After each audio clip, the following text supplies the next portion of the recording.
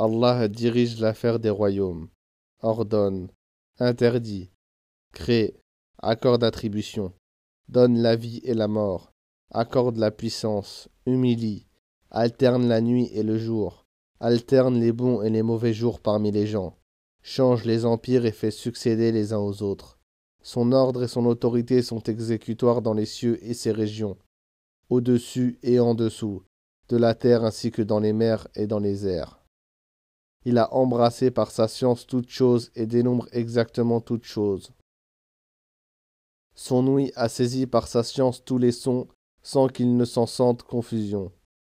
Il entend même leur bruit dans toutes leurs langues et les différents besoins qu'ils expriment. Et l'écoute d'une chose ne l'empêche pas d'en écouter une autre. Il ne confond pas les demandes qu'on lui adresse malgré leur multiplicité. Et il n'éprouve aucune lassitude devant l'insistance des gens qui l'implorent pour leur nécessité. Sa vue embrasse toute chose invisible.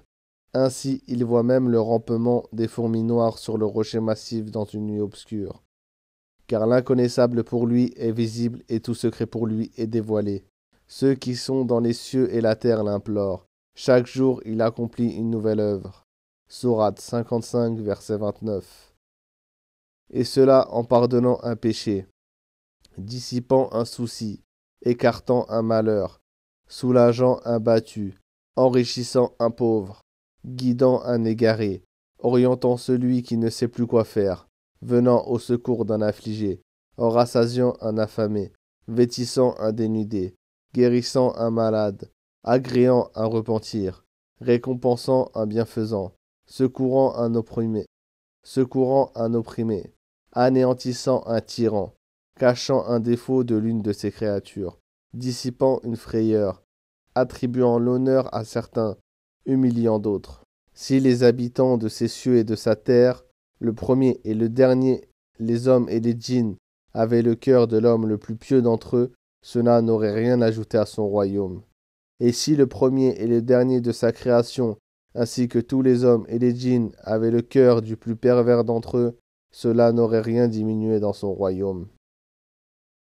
Et si les habitants de ces cieux et de sa terre, les hommes et les djinns parmi eux, leurs vivants ainsi que leurs morts, imploraient auprès de lui ce qu'ils désiraient, et qu'il donnait à chacun d'entre eux ce qu'ils demandent, cela ne diminuerait ne fût-ce d'un point d'un atome,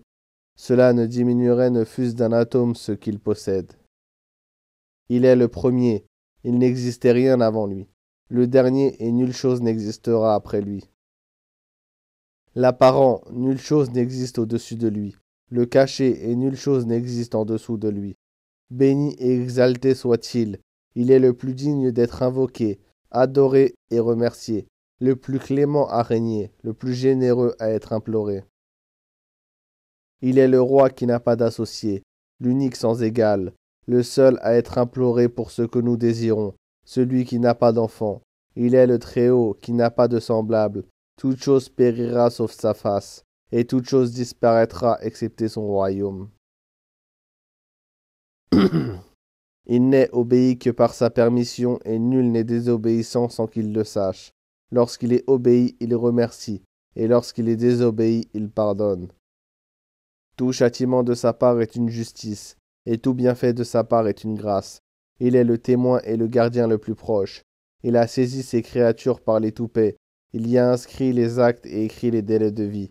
C'est à lui que les cœurs divulguent leurs secrets, et tout secret pour lui est révélé. Son don est une parole, et son châtiment est une parole. Quand il veut une chose, son commandement consiste à dire soit et c'est. Sourate 38, verset 83.